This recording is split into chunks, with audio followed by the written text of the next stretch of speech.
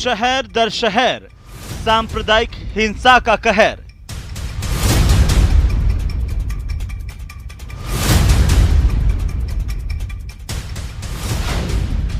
एक महीने में 5वां शहर आया हिंसा की जद में।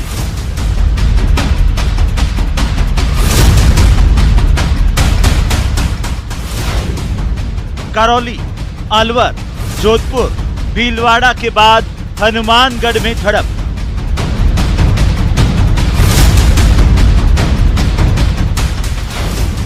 शहर शहर सांप्रदायिक हिंसा का जहर क्यों?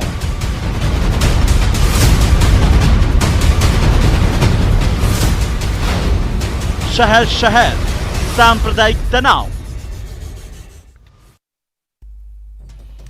नमस्कार, स्वागत आप सभी का न्यूज 18 राजस्थान पर प्राइम डिबेट में। मैं हूं आपके साथ हेमंत कुमार। प्रदेश में लगातार सांप्रदायिक हिंसा के चलते हालात तनावपूर्ण हैं। एक महीने के दौरान राज्य के 5 जिलों में सांप्रदायिक घटनाएं हुई हैं। करौली, अलवर, जोधपुर और भीलवाड़ा के बाद अब हनुमानगढ़ के नौहर में झड़प हुई है। और ऐसे में सवाल ये उठ रहा है कि आखिरकार राजस्थान में शहर दर शहर सांप्रदायिक हिंसा का जहर आखिर क्यों फैल रहा है? कौन है जो हिंसा फैला रहे हैं, या फिर हिंसा पर लगाम क्यों नहीं लग पा रही? प्राइम डिबेट में आज इसी पर करेंगे हम चर्चा। आखिरकार क्यों है शहर शहर सांप्रदायिक तनाव? और इसे लेकर के सबसे महत्वपूर्ण सवाल हम आपको बता दें, न्यूज 18 राजस्थान के सवाल ये कि क्या शहर दर शहर सांप्रदायिक हिंसा का जहर फैल रहा है, और इसके पीछे आखिरकार कौन है? क्यों इस पर लगाम नहीं लग पा रही है? सवाल यह भी है कि क्या सांप्रदायिक तनाव के लिए राजनीति जिम्मेदार है? राजनीतिक दलों पर जिस तरीके से एक दूसरे पर आरोप प्रत्यारोप का सिलसिला जारी है, उसके लिए क्या हमारे राजनीतिक दल जिम्मेदार हैं? सवाल इस बात को लेकर के भी है कि कौन आखिरकार सामाजिक ताना बाना राजस्थान का बिगाड़ रहा है। राजस्थान के ऐसी ऐसी जगह जहां पर कभी सांप्रदायिक हिंसा नहीं देखी गई, सुनी गई, अब उन जगहों पर भी अब सांप्रदायिक हिंसा को लेकर के बवाल मचा हुआ है। ये अपने आप में सोचने को मजबूर करता है कि आखिरकार कौन है जो यहां पर माहौल बिगाड़ने की कोशिश कर रहा है। यह सवाल इस बात को लेकर के भी कि आखिर ये जो जहर फैल रहा है, कहीं इसका कनेक्शन सीधा आगामी विधानसभा चुनाव से तो नहीं है। तमाम चर्चा करेंगे हम। हमारे साथ एक खास पैनल मौजूद है, उससे आपका तारुफ करवा दूं। अरुण शर्मा हमारे पास साथ मौजूद हैं, कांग्रेस पार्टी के नेता हैं। रामलाल शर्मा हमारे साथ मौजूद हैं, भारतीय जनता पार्टी के विधायक हैं और साथ ही साथ भारतीय जनता पार्टी के मुख्य प्रवक्ता भी हैं आप। एसपी मित्तल साहब हमारे साथ मौजूद हैं, वरिष्ठ पत्रकार के तौर पर अपनी राय रखेंगे। प्रताप सिंह हमारे साथ मौजूद हैं, विश्व हिंदू परिषद के नेता। आप सभी का बहुत बहुत स्वागत है। और शुरुआत अरुण शर्मा जी आप ही से करेंगे कि आखिरकार ये राजस्थान का ताना बाना क्यों बिगड़ता हुआ नजर आ रहा है? सांप्रदायिक हिंसा आखिरकार क्यों नहीं रुक रही है? कौन इसके लिए जिम्मेदार है? और ये जो सीरीज चल रही है ना, उसको रोक पाने में क्या सरकार नाकाम साबित हो रही है? अरुण हेमंत, ये जो सिलसिला पिछले एक महीने से हम देख रहे हैं, एक सांप्रदायिक तनाव राज्य में जो अभूतपूर्व है, लगभग पहली बार हो रहा है। राजस्थान जाना जाता है अपनी सद्भावना और भाईचारे के लिए, और ऐसा इसका कोई इतिहास नहीं रहा है कि यहाँ सांप्रदायिक दंगे इस स्केल पे हर 7वें दिन एक शहर में हों।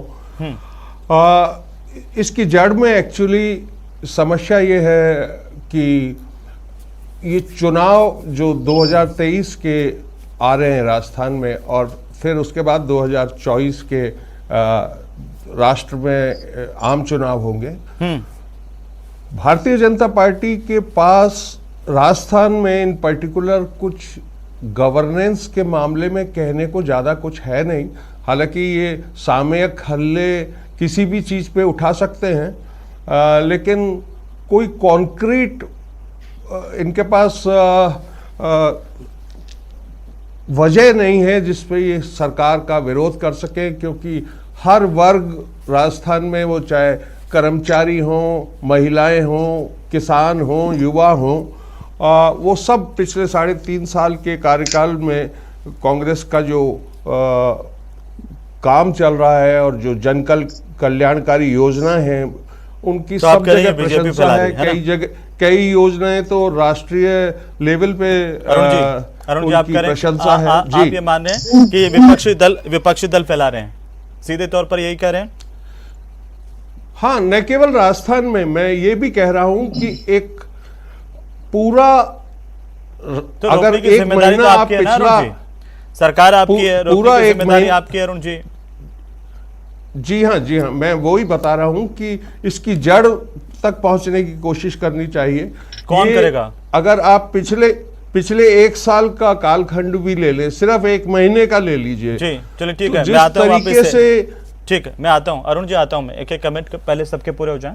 रामलाल शर्मा जी, जी, कांग्रेस लगातार कह रही है कि बीजेपी हिंसा फैलाती है, आरएसएस बीजेपी इसके लिए जिम्मेदार है, और खुद मुख्यमंत्री ये कह चुके हैं कि ये एजेंडा है बीजेपी का, हिंसा फैलाते हैं, दंगे करवाते हैं।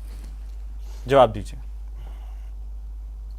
देखिए हेमंत जी, सबसे पहले तो मैं कहूंगा कि अपने को इतिहास जानना चाहिए। करौली की घटना के अंदर एक भी भारतीय जनता पार्टी का कोई नेता को गिरफ्तार आपने किया? अलवर की घटना के अंदर एक भी भारतीय जनता पार्टी के नेता के खिलाफ आपने एफआईआर दर्ज की? जोधपुर के अंदर एक भी भारतीय जनता पार्टी के नेता के विरुद्ध आपने एफआईआर दर्ज की, उसको गिरफ्तार किया? अब हनुमानगढ़ के अंदर जो घटना घटित हुई है उसमें एक भी भारतीय जनता पार्टी का कोई नेता है क्या? आप इस तरीके से आरोप लगाओगे, देखो क्या आरोप लगाओगे कि भारतीय जनता पार्टी का हाथ है। आपकी सरकार है, पुलिस आपके पास है, कानून आपके पास है, क्यों नहीं आप मुकदमा दर्ज करने का काम करते हो अगर गुनहगार है तो? आप इस तरीके से जनता को गुमराह नहीं कर सकते। अब आ जाइए कि वास्तविकता के अंदर घटनाएं क्यों घटित हो रही है। घटना इसलिए घटित हो रही है कि एक समुदाय विशेष की प्रति को अंदर रखोगे, तुष्टिकरण की राजनीति करोगे तो परिणाम इसी तरह से आएंगे। करौली के अंदर आपकी पुलिस के द्वारा दर्ज एफआईआर के अंदर यह कहा गया कि शांतिपूर्वक निकलने वाले जुलूस के ऊपर सुनियोजित हमला करने का प्रयास किया गया, गाड़ियों को तोड़ा गया, दुकानों को जलाया गया, दुकानों को लूटा गया। ये आपकी पुलिस की एफआईआर है, भारतीय जनता पार्टी की एफआईआर नहीं है। और रही बात राजगढ़ के अंदर, अलवर के अंदर आ जाइए।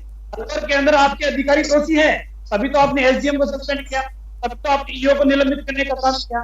जोधपुर के अंदर तो कोई जुलूस भी नहीं था, कोई आपत्तिजनक नारे भी नहीं थे।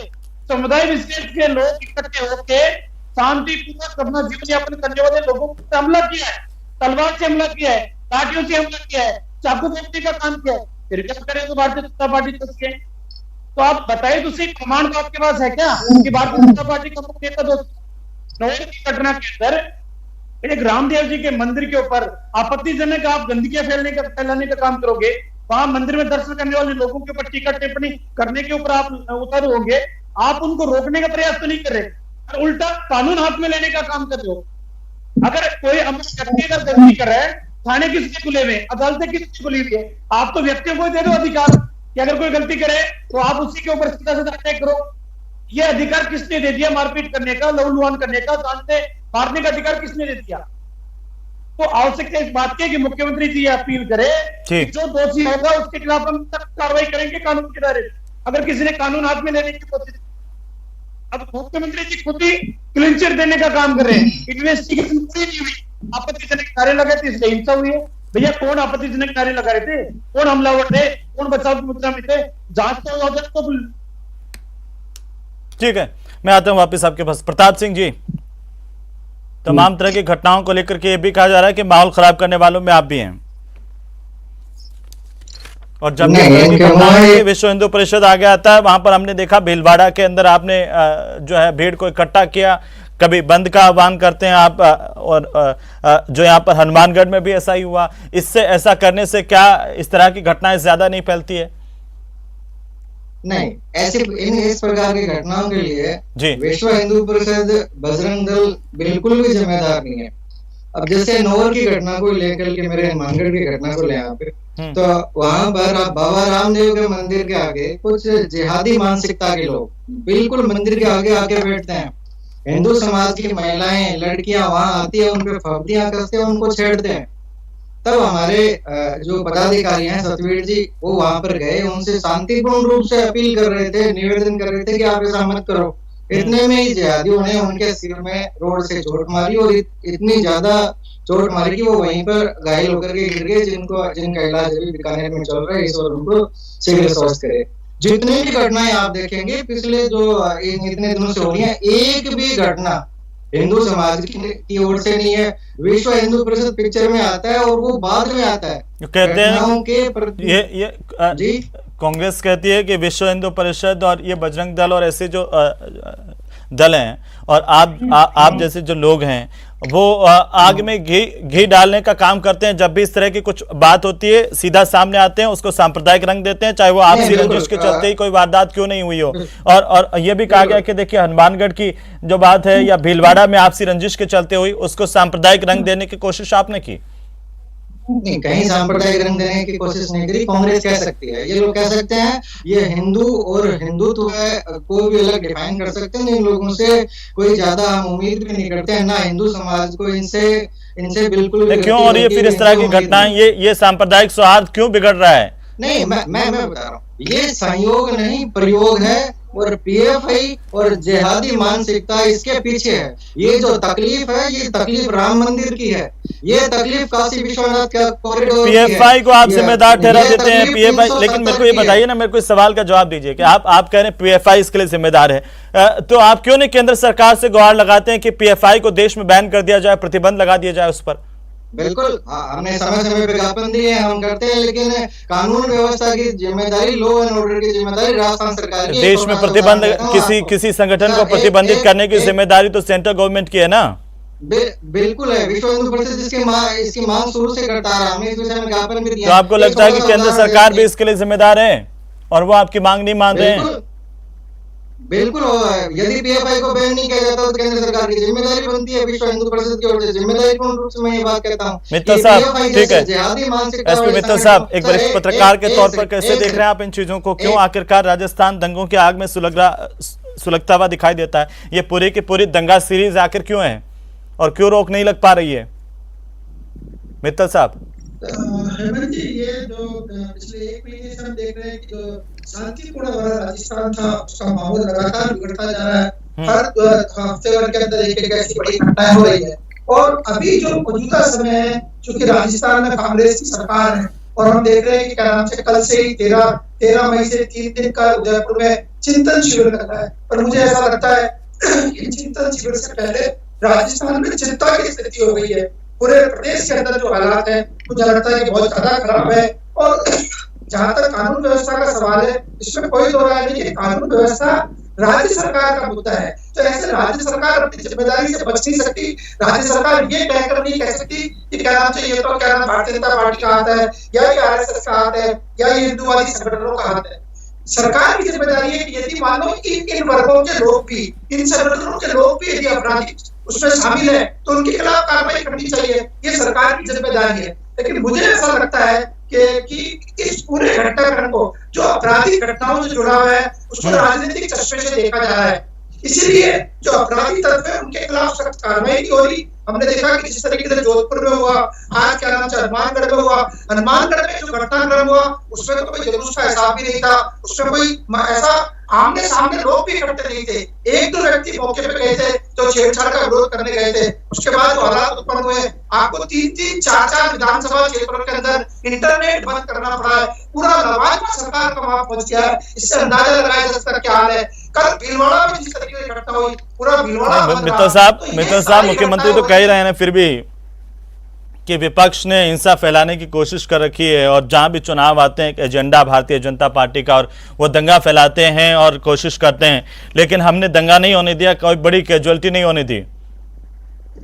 मैं यही कह रहा हूँ, जब अभी रामनवमी का दिन आया तो सरकार की ओर से इस बात का श्रेय लिया गया कि पूरे देश में कई जगह रामनवमी के जुलूस को लेकर विवाद हुआ, लेकिन राजस्थान ऐसा एक प्रदेश रहा जिसके अंदर रामनवमी पे कोई नहीं हुआ। और ये कहा गया कि जो विशेष समुदाय के लोग हैं उन्होंने रामनवमी के नाम से जुलूसों पे पुष्प बरसाए। ये अच्छी बात है। जब आप रामनवमी का इस बात का श्रेय लेते हैं कि हमने पूरे प्रदेश के अंदर शांति बनाए रखी, तो अब जब आपराधिक घटनाएं हो रही है तो फिर उसका भी आपको जिम्मेदारी लेनी चाहिए। ठीक है कि जोधपुर में आखिर नमाज के बाद में कोई विवाद हुआ, हनुमानगढ़ के अंदर कोई विवाद हुआ। अरुण शर्मा जी, मित्तल साहब कह रहे हैं कि सिर्फ ये जो है आप रामनवमी पर दंगा नहीं हुआ उसका तो श्रेय ले लेते हैं, जो दंगा हुआ उनको आप कह देते हैं कि दंगा ही नहीं हुआ, किसी की कैजुअलिटी नहीं हुई।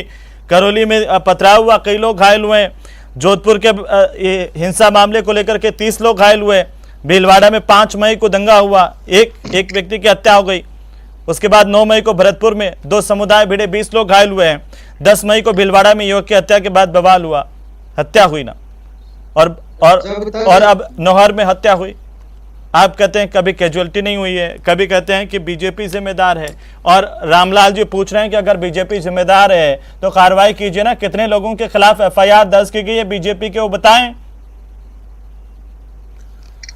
देखिए अरुण जी, मैं आपको बता रहा हूं कि हर इंसिडेंस में कड़ी कार्रवाई की जा रही है, गिरफ्तारियां की जा रही हैं। इनके भी काफ़ी लोग हो सकता है वो पदाधिकारी नहीं हो, पर इनसे जुड़े हुए लोग हैं, इनकी विचारधारा में विश्वास करने वाले लोग हैं, वो भी गिरफ्तार हुए हैं। दूसरे कौन, तो आप बताइए ना, ऐसे बातें करने से थोड़ी होता है। कोई बीजेपी का नेता जिसके खिलाफ एफआईआर दर्ज हुई हो, जिसकी गिरफ्तारी हुई हो, उल्टा ये तो आपसे पूछ रहे हैं पलट करके कि करौली का मुख्य आरोपी कहाँ है। आप बचाने की कोशिश करते हैं, तुष्टीकरण की राजनीति करते हैं, उन लोगों को तो आप बचा रहे हैं जो दंगाई है।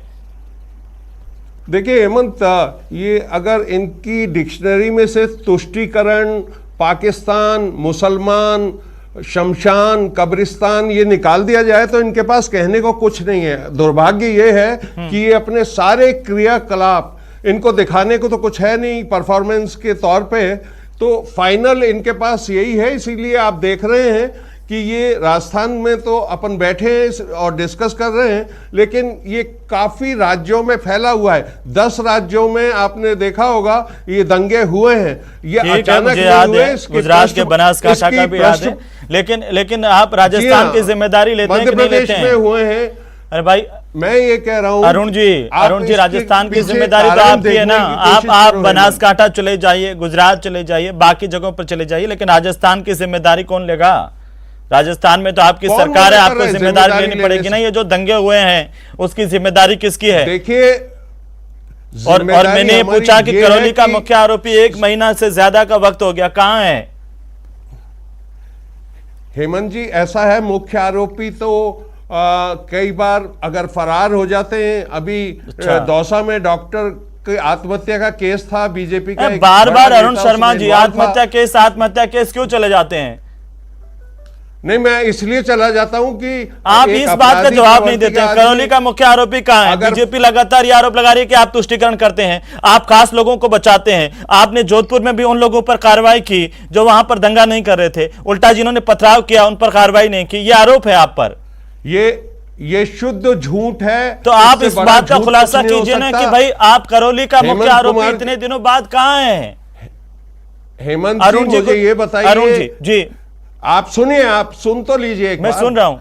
मुझे ये बताइए कि भारतीय जनता पार्टी ने ये जो सांप्रदायिकता की आग राजस्थान में लगी है, बस ये कब हमारे साथ आके, सरकार के साथ आके, या अपनी इच्छा से आपके पास है? कानून व्यवस्था का मसला आपके पास है, पुलिस प्रशासन आपके पास है, फिर भी जवाब ले लेता हूं मैं। रामलाल जी क्या कहना चाह रहे हैं? तो अभी ये शांति समिति का बाइकआउट करेंगे, शांति समिति से ऊपर चले जाएंगे। जो भी प्रयास हो रहे हो उनका हेमंत जी मैं जवाब दे रहा हूँ।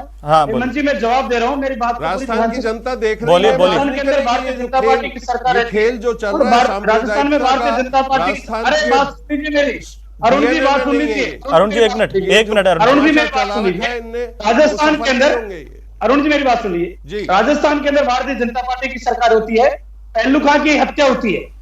पहलू खां की हत्या के ऊपर कांग्रेस के राष्ट्रीय नेता भी शोक मनाने के लिए राजस्थान के अंदर आते हैं। कांग्रेस की सरकार वर्तमान में राजस्थान के अंदर है। जो केस जाटों की हत्या होती है समुदाय विशेष के लोग करते हैं, एक बोलता नहीं है।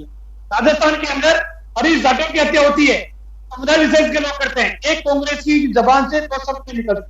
कृष्ण वाल्मीकि की हत्या होती है, दिन दाड़े होती है, सरेआम हत्या होती है, एक भी कांग्रेस के नेता से 2 शब्द मुंह से नहीं निकलते।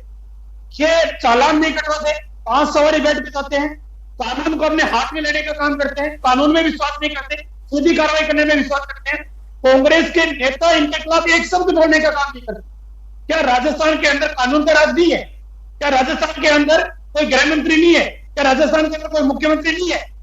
जो गुनहगार है चाहे कोई भी हो, उनके ऊपर सख्त कार्रवाई करने की आवश्यकता है। लेकिन आप सबको अंदर रखोगे, वोट बैंक की राजनीति करोगे, राजनीतिक चश्मे के आधार पर कार्रवाई के निर्देश दोगे, तो आपकी बात कोई मानने के लिए तैयार नहीं। रामलाल जी, भारतीय जनता पार्टी ठीक है, रामलाल जी अगर बहुसंख्यक समाज के साथ अपमान होगा, भारतीय जनता पार्टी आंदोलन भी करेगी, सड़कों के ऊपर भी उतरेगी। आप जो पीएफआई को बार बार, रामलाल जी, पीएफआई पर जो आप बार बार आरोप लगाते हैं और कांग्रेस सरकार पर आरोप लगाते हैं कि ये तुष्टीकरण करते हैं, पीएफआई के लोग आकर के यहाँ पर रैली निकालते हैं, उनको समर्थन देते हैं। विश्व हिंदू परिषद अभी आपसे पूछ रही है कि आप इतने साल हो गए केंद्र की सत्ता में, अगर कोई संगठन इस तरह से माहौल खराब कर रहा है देश का और हिंसा फैला रहा है, तो प्रतिबंध क्यों नहीं लगाया उस पर अभी तक? निश्चित रूप से गृह मंत्रालय अलग अलग स्टेटों के बने हुए हैं, कम से कम 7 स्टेटों ने पीएफआई के ऊपर प्रतिबंध लगाया है। अरुण जी, मैं दूसरी गवर्नमेंट ने जब रामनवमी का जुलूस निकलने की बात आती है, मेरी बात सुनिए, हाँ। जब रामनवमी के जुलूस निकलने की बात होती है, राजस्थान की सरकार धारा 144 लगाती है, परमिशन की प्रक्रिया अपनाती है। लेकिन रमजान का जब त्योहार आता है, सारी सड़कें जाम की जाती है।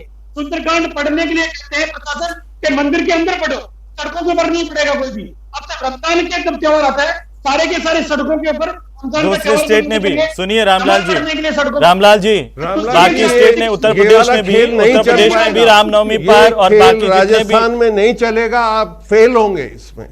ये खेल नहीं चल पाएगा राजस्थान में जो आप खेलना चाहते हैं, रमजान और अक्षय तृतीया का। ये राजस्थान में तमाशा आपका चलने वाला नहीं है। अभी विश्व हिंदू परिषद के भाई साहब कह रहे थे कि यहाँ जिहादी प्रवृत्ति के लोग आ गए हैं। कब? पिछले महीने। राजस्थान का कोई इतिहास नहीं है जिहादी लोगों का। ये सब तमाशा खड़ा किया जा रहा है चुनाव को मद्देनजर रख के, और इनके पास कुछ मुद्दा है नहीं। ये तो ताजमहल की जमीन नीचे से खिसकाना चाहते हैं। लेकिन आप कार्रवाई कब करेंगे? ठीक है प्रताप जी, दोनों शांत हैं। प्रताप सिंह जी बोलिए। जी प्रताप सिंह जी बोलिए।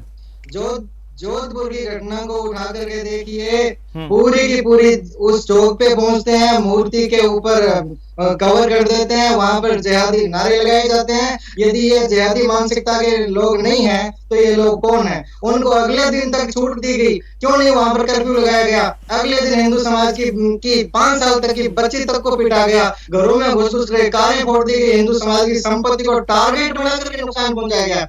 लेकिन प्रताप जी, जो भीलवाड़ा में जिस युवक की हत्या की गई, आदर्श और जो आरोपी हैं, वो तो आसपास उनके घर हैं, उनमें आपसी रंजिश की बात सामने आई। आप उसको सांप्रदायिक रंग क्यों देते जाते हैं हर बार?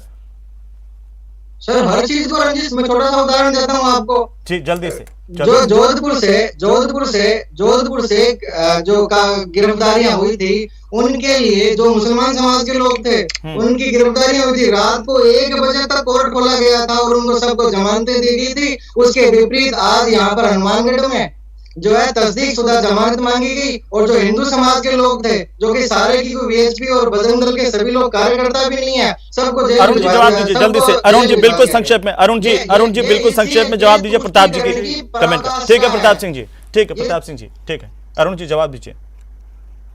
ये कुछ नहीं है, ये खेल खेलना चाहते हैं हिंदू मुसलमान की एकता राजस्थान में खत्म करके। वैसे तो देश में भी कोशिश कर रहे हैं, इसमें ये राजस्थान में तो बिल्कुल सफल नहीं होंगे। ये कह रहे हैं जिहादी लोग यहाँ आ गए हैं, जिहादी मेंटलिटी। आपको पता है भारतीय जनता पार्टी ने कहा कि बंगाल और केरल के बाद में, बीजेपी ने कहा अरुण जी कि बंगाल और केरल के बाद में राजस्थान में इस्लामिक जिहाद शुरू हो गया है। नहीं, इनको कहीं इलाज करवाना चाहिए। हिंदू टारगेट हो रहे हैं, बीमारी है। ऐसा कोई राजस्थान की जनता को बदनाम करने की ये जो साजिश है, कोई जिहाद नहीं हो रहा है यहाँ। बिल्कुल सांप्रदायिक सद्भाव है, और भगवान ने चाहा तो वो बना रहेगा। रामलाल जी के लिए मशहूर है। रामलाल जी, क्या ऐसा नहीं है राजस्थान में, यहाँ पे राजस्थान को बदनाम करने की कोशिश है? रामलाल जी देखिए हेमंत जी, मुख्यमंत्री जी ये कहे कि जो भी दोषी होगा उसके खिलाफ सख्त कार्रवाई करेगा कानून। हाँ। लेकिन मुख्यमंत्री जी ये कहे इन्वेस्टिगेशन से पहले ही कि इसके अंदर तो अमुक नारों का हाथ है, हिंदू समाज का हाथ है, बीजेपी का हाथ है, आरएसएस का हाथ है, तो आप तो इन्वेस्टिगेशन ऑफिसर को क्लीन चिट देने का काम कर रहे हो। चलिए एक छोटा सा जवाब अरुण जी। राज्य की कानून व्यवस्था आपके हाथ में है, फिर भी मुख्यमंत्री ये कहते हैं कि केंद्र से जांच करवा लीजिए, ऐसा क्यों? क्योंकि 8 राज्यों में उसी कालखंड में अगर एक साथ दंगे होंगे तो हम एक्सपोज करना चाहते हैं कि ये अखिल भारतीय जहां जहां इनकी चल जाती है, आप रोक नहीं पा रहे हैं। है। अगर अगर लेकिन यहाँ पर धर्म आप रोक नहीं पा रहे हैं। सांसदों- ठीक है धर्म मित्तल सांसदों में साहब बिल्कुल आप- एक फाइनल कमेंट चाहता हूं मैं, सबको आपने सुना, बिल्कुल फाइनल कमेंट, अब समय नहीं है मेरे पास में, उसके बाद वाइंड अप करेंगे। जी मित्तल साहब। इसके प्रवक्ता अरुण जी ने उन्होंने भी ये बात कही कि भारतीय जनता पार्टी के नेताओं को अपील करनी चाहिए कि शांति बनी रहे। तो मैं आपको बताना चाहता हूँ कि जो प्रतिपक्ष के उपनेता है राजेंद्र राठौड़, उन्होंने आज आपके ही चैनल पे ये बात कही है। गंगा जो हनुमानगढ़ का जो प्रकरण हुआ उसको लेकर कहा है कि वहाँ जाति के हिसाब से कार्रवाई होनी चाहिए और वहाँ उन्होंने बिल्कुल शांति की अपील करी है और दोनों पक्षों से अपील करी है। अरुण जी को ये पता होना चाहिए, उन्होंने भारतीय जनता पार्टी के लिए भी और हिंदू संगठनों के लिए कहा है कि वो शांति बनाए। बिल्कुल, चलिए बहुत शुक्रिया आप सभी का चर्चा में शामिल होने के लिए। राजस्थान में माहौल खराब करने की आखिरकार जो भी कोशिश कर रहा है, सरकार को चाहिए कि सख्त कार्रवाई ऐसे लोगों के खिलाफ की जाए ताकि अमन चैन शांति बरकरार रह सके। आप देख रहे थे प्राइम डिबेट। नमस्कार।